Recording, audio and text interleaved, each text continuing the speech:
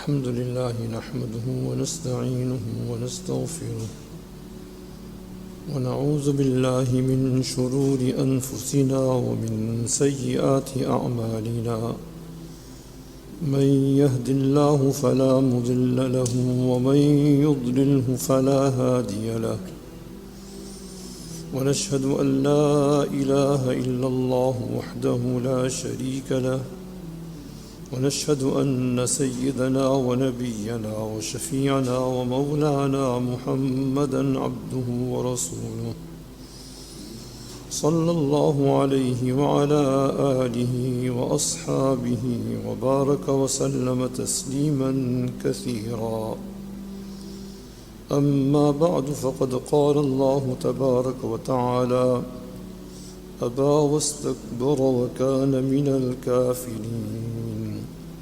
صدق الله العظيم. The Malaika are having a very serious discussion concerning the son of Adam alayhi salam, referring to us. It was around the time when Allah Ta'ala had announced Inni ja'ilun fil ardi khalifa, that I am about to appoint my vicegerent upon the earth. So from all the creation of Allah Ta'ala chose mankind to be the vicegerent, to be His vicegerent on earth. So that means that the perfection that is in mankind is in no other creation. The Malaika were not fully aware of the capacity that's in man. So they objected, أَتَجْعَلُ فِيهَا مَجُفْسِدُ فِيهَا وَيَسْفِكُ الدِّمَاءِ. Are you going to appoint a vicegerent who's going to commit murder, will make mischief? We are your pure creation. Night and day we engage in your remembrance, subhanallah, alhamdulillah. So it's not that Malaika were looking forward to this position, but they felt sincerely that if Allah Ta'ala has to appoint, then rather than appointing this person that's going to make mischief, we will do the job, and we don't have that mischief, that element of mischief within us. So Allah Ta'ala brushed it off and said, Inni a'lamu ma la ta'lamun. Your knowledge is limited, my knowledge is unlimited. I know what capacity I've made in this person here. Once Jibreel alayhi salam was visiting the Rasul-e-Pak sallallahu alayhi wasallam, and Jibreel alayhi salam noticed that there was a person on one corner that's crying away. So Jibreel alayhi salam made it known to Rasul-e-Pak sallallahu alayhi wasallam that other actions, they come on the scales. He said, subhanallah, alhamdulillah, it can fill up to half the scale. But the person that cries for Allah Ta'ala's fear or love, then the weight is so great that the scales can't take it. That crying just for the love of Allah Ta'ala, just for His fear, the scales can't manage it. In fact, that crying is so dear, it puts off the entire Jahannam. So, as we are approaching the month of Ramadan, then all of us have current desire to earn something, not to lose out, to make the best of it and allow that good and the barakat of that good to endure for the entire year. So now, obviously, there can't be a teacher greater, better, and more equipped than Hazrat Rasul-e-Pak sallallahu alaihi wasallam. Rasul-e-Pak was shown the treasures of this world and the treasures of the hereafter. Utitu khaza'in al-ard. I've been shown the keys to the treasures. I've been given mafatihu khaza'in al-ard. I've been given the keys to the treasures of the world hereafter. So Rasul-e-Basri will be in a best position to guide us. All right, then where should you be working? Your efforts, your energies, in which direction it must be moving. So there are some things that are very, very weighty on the scales. Like amongst the 2 or 3 things that are the weightiest on the scales on the day of Qiyamah, one is good mannerism, good ways. That good ways amounts to 3 things in essence. One is, we don't return a bad for a bad. Ahsin ila man asa'a ilayk. He's been notorious, he's been mischievous, but it doesn't mean I must also retaliate in the same manner. He's been aggressive, he's been rude, he's been impolite, but what is required of me? Should I be also impolite? Fatihana Makkah aaye, sar jhukaye, chashme nam. Rasul-e-Basri is coming to Makkah Mukarramah.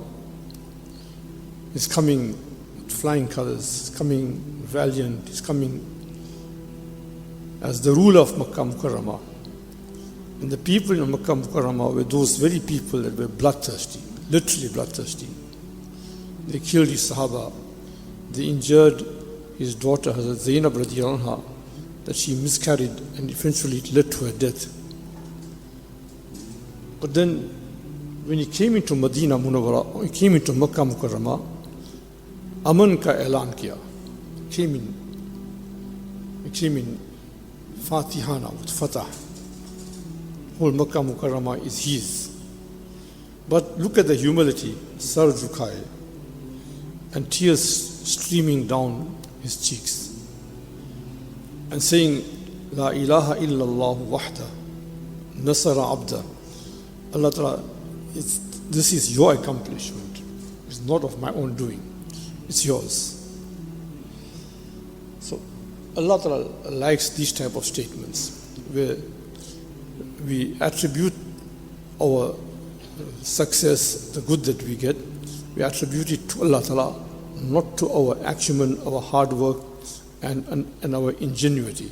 It is the blessing of Allah Ta'ala. It is His doing. And you will see the same line repeated in the Quran Sharif. You see Sulaiman alayhi salam, and he wanted the throne of Bilqis to be brought to him. And according to the explanation that they give of the throne of Bilqis, I think it must be somewhere just around the size of the masjid. And it was brought to him tarfata ayn, in the blink of an eye. But what is the immediate response? Hadha min fadli rabbi. Allah Ta'ala, this is your grace. It's not of my own doing. Although the person that did this was a student of Sulaiman alayhi salam. Sulaiman alayhi salam had taught him and instructed him. But when he saw this miracle, he didn't attribute it to himself. Allah, it's your doing. And this is your trial. Liyabluwani, you are trying me out. Am I grateful or not? In other words, how do I conduct myself in the face of this achievement? So Allah Pak likes to see this. There are some things that Allah Pak really likes. I say there are some things that escalate you very, very quickly. One is good character, and that's the weightiest on the scales on the day of Qiyamah. And the essence of it is to be kind to the person that is rude. He is aggressive. And Rasul-e-Basri, when he entered, Aman ka i'lan kiya. He announced amnesty for all. Those that murdered, those that tortured, those that jeered, and amnesty for all. Hubar was a person who had caused this miscarriage, right? And that led to the death of his dear daughter, Zainab, the eldest daughter. But Rasul-e-Basri had the heart to forgive him as well. Imagine it's your eldest daughter, first daughter, and you're so proud about her. And then this person comes and does this. How do you feel? How do you take it? But to have that heart to forgive. So Islam actually spread with these type of qualities, good qualities, mannerisms, beautiful values. This is how Islam spread. So one is to return an evil for good. Number two is, then there may be someone that is severing relationship. He doesn't see us. He's keeping his distance. But we have the heart to join up. We will not say tit for tat. The way he's treating us, he must be treated the same way. No, we will join up with him. Though he's keeping his distance, he's doing whatever, but sil man qatak, ahsin ila man asaa ilayk. So these are the things that amount to good character. And that is the thing that's the weightiest on the scales on the day of Qiyamah. Aisha radiallahu anha asked Rasul-e-Basri, will you be there for us on the day of Qiyamah? The 3 points, nobody is for the other. One of the points is on the scales. So you see that your deeds are right. So when you're coming to the scales, you don't have a problem.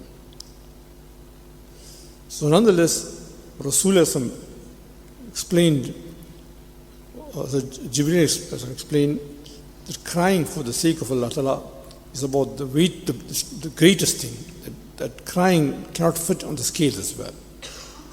And what an excellent time now as we moving into the Mubarak months, Rajab, Sha'ban, then coming to the Mubarak month of Ramadan, in good preparation.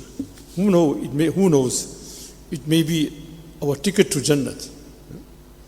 A little bit of struggle, a little bit of trial. We all know that we didn't come here to stay. ذَلِكَ ظَنُّ الَّذِينَ كَفَرُوا. That's the imagination of the kafir, that they feel that they are here to stay.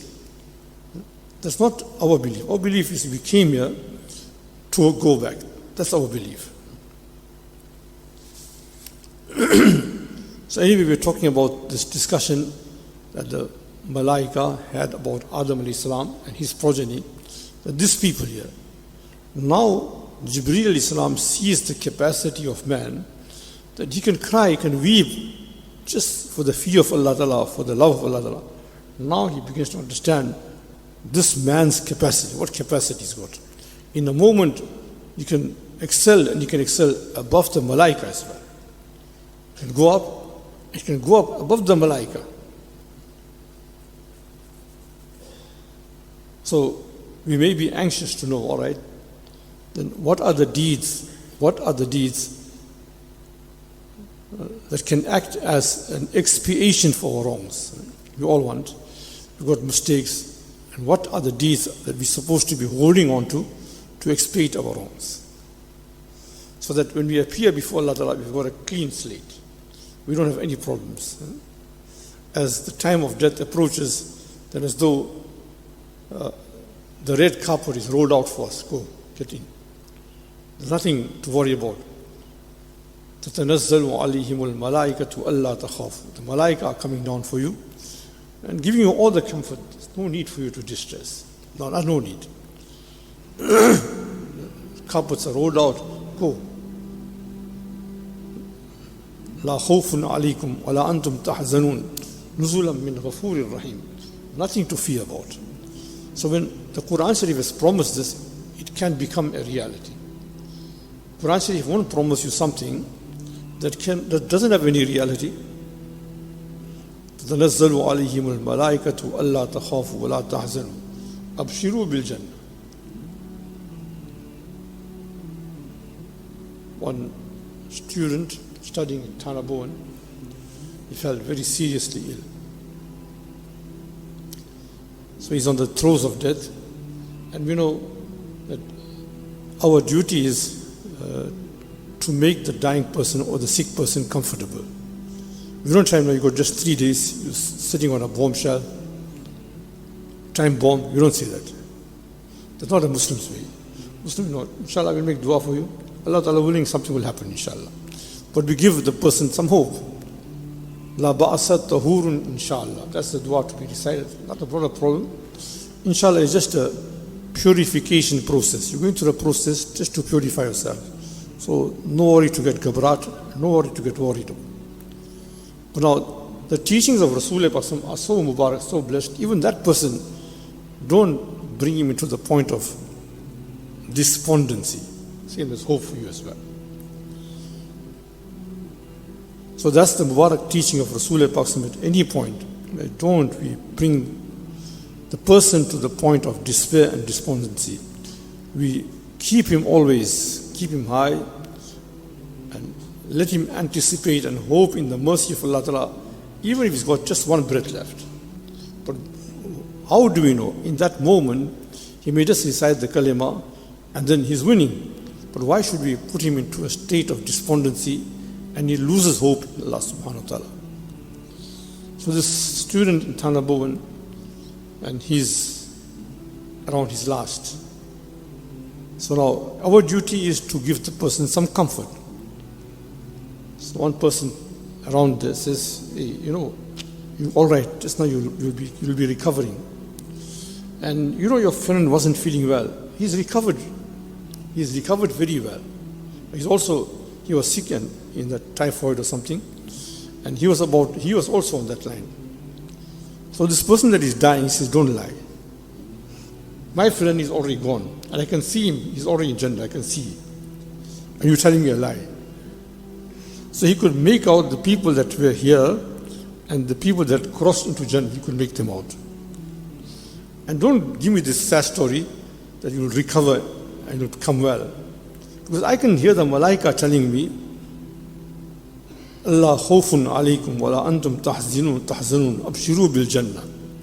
I can hear the malaika telling me, take the good news of Jannah, compliments, you're entering Jannah. So I got this picture, I can hear the malaika telling me, complimenting me, and you want to bring me back onto this dirty place. What's wrong with you? So Allah already showed him his abode. So now, every Muslim will try for that. And every Muslim longs for that. That when that last moment comes, then that last moment must be the best moment of his life. Allahumma ij'al khayra umuri akhirahu. The last moment, O Allah, let it be the choicest moment of my life. The best deed, khayra amali khawatimahu. And the best deeds must be at the end. Best deeds. Wa khayra umuri akhirahu. Khayya ayyami yawma alqaqa fi. And my best day must be the day that I meet up with you. That must be the best day. So a Muslim doesn't lose sight of his goal. When he doesn't lose sight of his goal, then this is his dua. My best day is the day I meet up with you. My best part of my life is the last. So anyway, we are looking for that. So once Rasul-e-Basri came in for the Fajr namaz with a slight delay. And after the namaz, he looked towards the Sahaba Kiram and he says that I seen Allah subhanahu wa ta'ala. And Allah ta'ala placed his hand on my shoulders until I seen everything. He came in the most beautiful of appearance. We see something beautiful here and we go head over heels. But really, if you see the beauty of the hereafter, then this will actually look like filth. Whether it is Miss World or universe, whoever it is. I'm telling you with a surety that this all will seem like absolute filth. But we didn't glimpse and glance into the hereafter.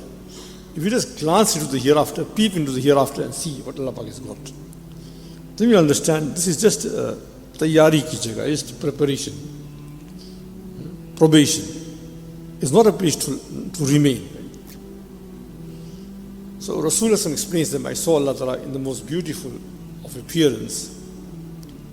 And when he placed his hand on my shoulder, I saw everything brighten up. I could see. So then Allah Pak asked, Fima yakhtasimu al-mala'u al-a'la. The highest assembly, that is the malaika, then What are they racing towards? See, everybody is in a race. As we are here, we are in a race. Right? Why we in the race? Because whatever we are going to be doing here, that is what we're going to be achieving. So the time is limited. In that limited time, how many points you're going to, how many points you're going to score? So that's the race all about. And the Malaika also in a race, they also enjoy the proximity of Allah Ta'ala. So they want to present the good before Allah Ta'ala. They also want to become the favorite of Allah Ta'ala. فِيمَ يَخْتَسِلْمُ الْمَلَأُ الْأَعْلَى. The highest assembly of Malaika, what are they racing towards? Isn't that a great question? So Nabi Sallam explained three things. One is Isbaqul wudu'i al-makari. Do the wuzu right. The wuzu being done right, this requires three things. One is don't waste the water. One is see that the limbs are washed well, right? And see that you observe the sunnah. Don't waste the water. See that the limbs are washed well. Whether it is difficult for you to make the wuzu or it is not difficult, but do it right. And living in wuzu, remaining in wuzu is such a great thing. Rasul-e-Basri once saw Hazrat Bilal radiallahu anhu, and he could hear his footsteps before him in Jannat. Oh Bilal, what are you doing? I hear your footsteps before me in Jannat. So Hazrat Bilal radiallahu anhu says that when I need to take wuzu, then I perform 2 rakats of namaz. You see these small nekis that we do, don't underestimate it. You've got the time, do it. You don't know where this thing will just take you up. So remain in wuzu, and when he's done the wuzu, just perform 2 rakats namaz, and then carry on. Nobody asks you to remain there, then continue. But he will not leave this out. What we say, tahiyyatul wuzu. But now, someone may ask, well, does it mean that Hazrat Bilal radiallahu anhu's martaba and position is higher than Rasul-e-Basri? No. Obviously, the ummati is the ummati, Rasul-e-Basri is the Rasul-e-Basri, and a Sayyidu Wuldi Adam. In fact, Rasul-e-Basri says that I am the leader of the children of Adam alayhi salam. It means Adam wa man dunahu wa man siwahu tahta liwai. Me and all the Anbiya, Adam alayhi salam and all the Anbiya will be behind me, under my banner. So Rasul-e-Basri will be the leader, the king of all the Anbiya alayhi salam as well. So now, Bilal radiallahu anhu's footsteps ahead of Rasul-e-Basri, what does it mean? So it's obvious, see, it's a great personality, great celebrity, great personality. Then he doesn't go alone. There's an entire entourage that goes with him. Don't we see there's a personality is going, and according to the status, there's blue cars in front, behind, on the sides, and there's motorbikes, and they're moving at a speed. Don't you see that? Right? So the motorbikes and the entourage, they don't have any position as such, besides them being a security. But now being in the entourage of Rasul-e-Basri, isn't it an honor? Isn't it an honor? What an honor that Rasul-e-Basri was moving and I was in the entourage. How great it is. So isbagul wuduhi al-makari. Simple thing.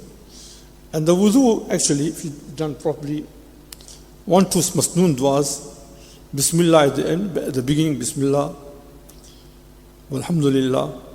Then the masnoon dua at wuzu, Allahumma ghfir li dhanbi. Forgive my sins. Wasi'li fi dari, and give me vastness in my home. That means here and in the next life. Give me some vastness. No constraints. Wabarik li fi rizqi. And all of us want this third dua, want barakat. How much are you making? 2 million. Still want barakat. So this third dua also has been considered. Barik li fi rizqi. Allah, give me barakat in my sustenance. Right? Isbaghul wudu'i al-makari. We don't know that these amal, they attract darusi.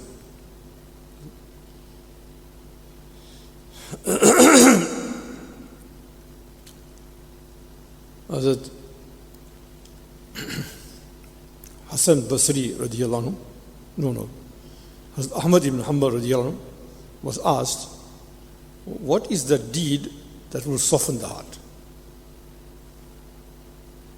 Bishr Hafi was asked the same, and Imam Ahmad was asked also, show me the deed that will soften the heart. Because softening the heart, that is like the catalyst to all good. Your heart is soft, you're moving. Heart is hard, then nothing can permeate, nothing goes in. So now, how to soften the heart? So he says, the best and the most effective way is halal rozi. Halal rozi is something is doubtful, you're not clear about, just leave it. No matter who says what, but you're not clear about it, why experiment?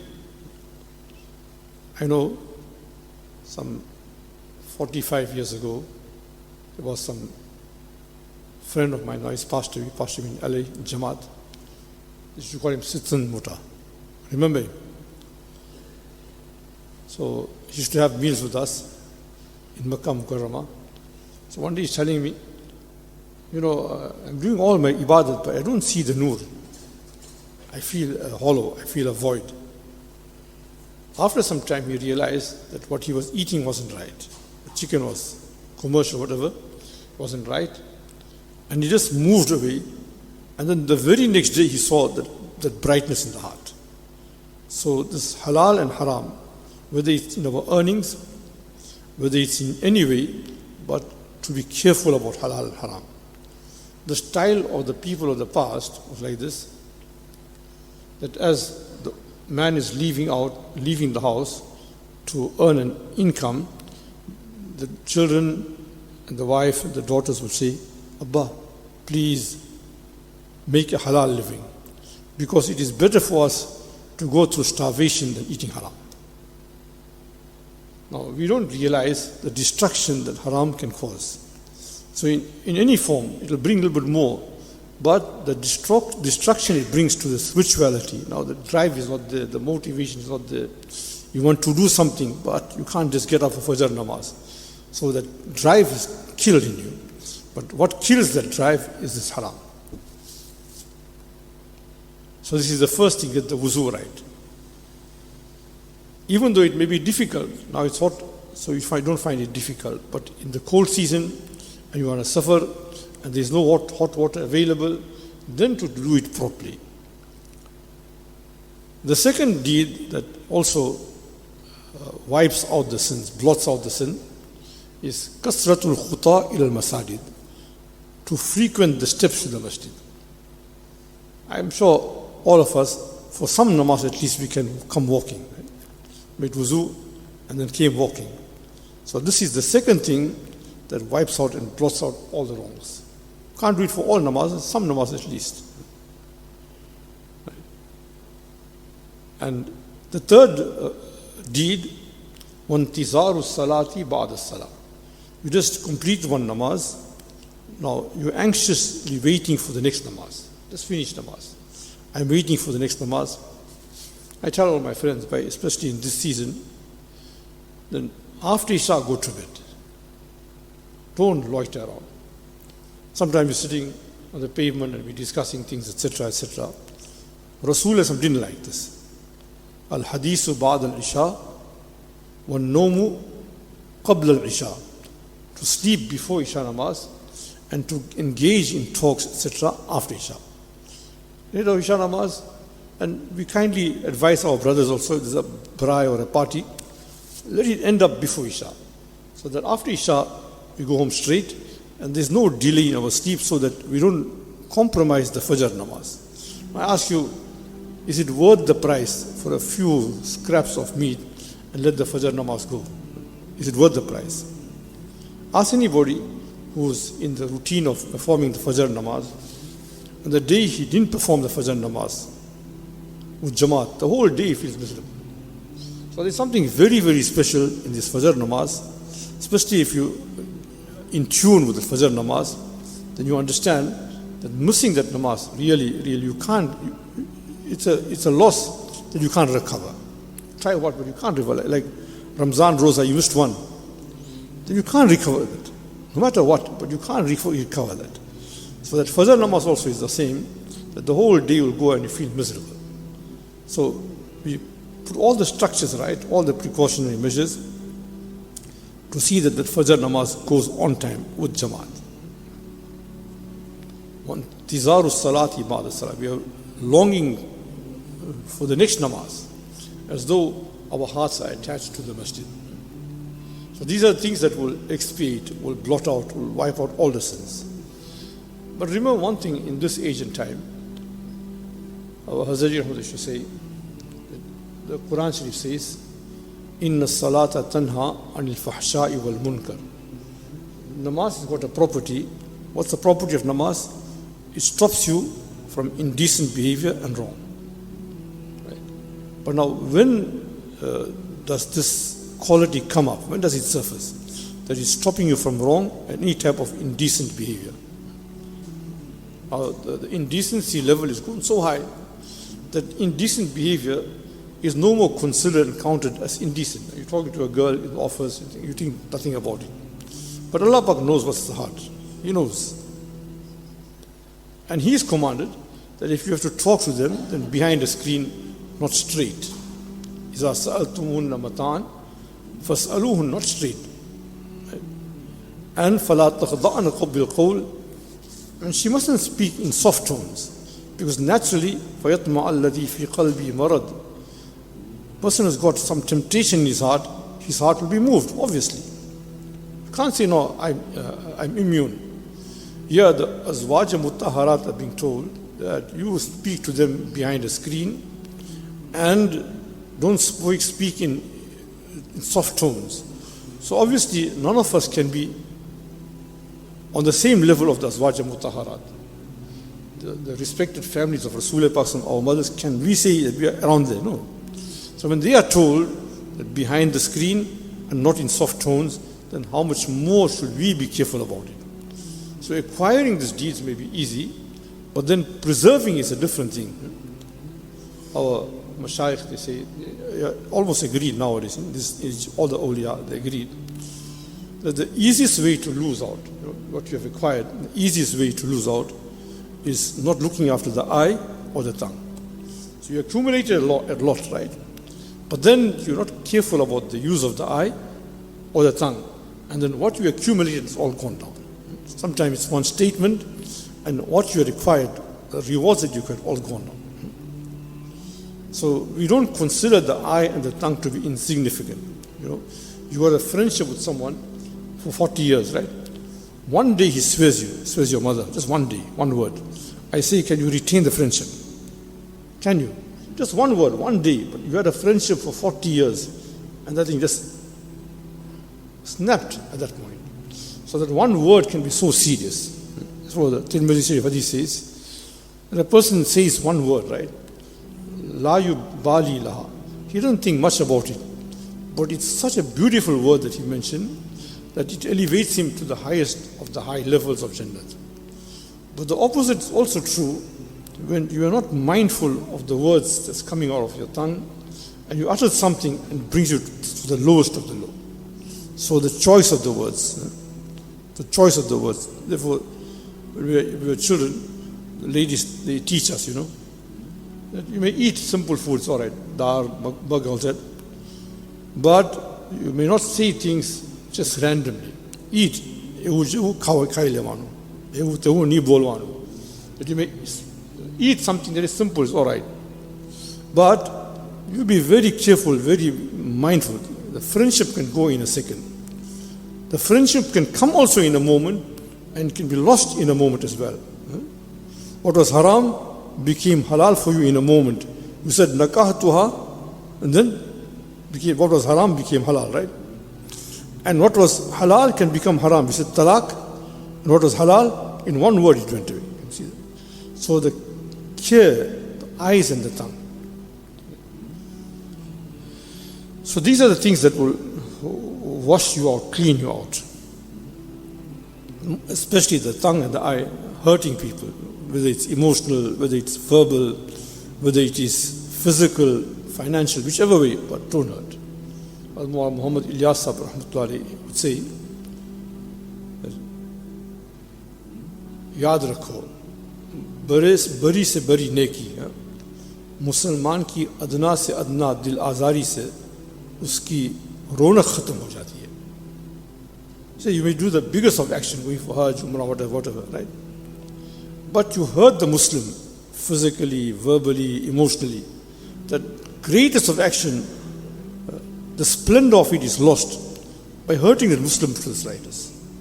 So the care that is supposed to be exercised within our home, our wives, our children, friends, neighbors, etc. What level are we supposed to be looking at? So the three things that will wipe out. And the three things that will elevate, right? One is wipe, one is elevate. Someone was asking, that what is more virtuous, Durood Sharif or Istighfar? So our elder gave the answer. When the clothing are dirty, right, what do? You wash it first or you apply ittar first? You will wash it first. So first get the istighfar, then put on the ittar of Durood Sharif.